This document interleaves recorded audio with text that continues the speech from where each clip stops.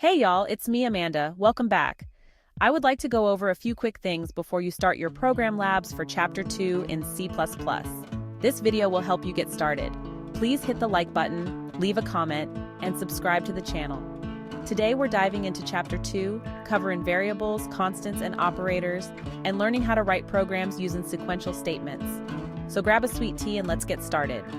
First things first, let's talk about variables. In C++, a variable is like a storage box where you can stash different types of data.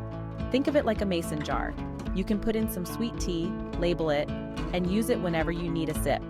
For example, if you want to store an integer, you declare it like this: int age equals sign 25.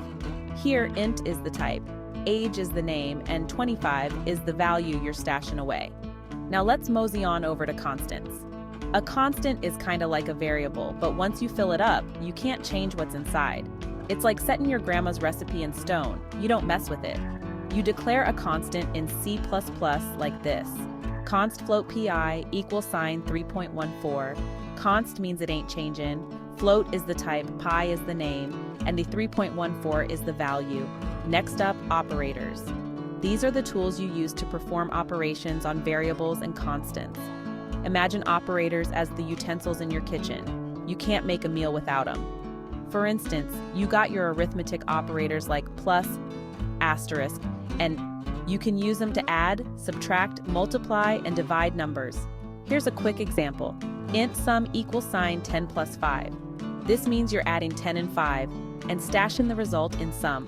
Alright, let's pull it all together with a simple program using sequential statements. Sequential statements are the bread and butter of programming. They execute one after the other, just like steps in a recipe. Here's a little example program CPP hash include using namespace dd int main.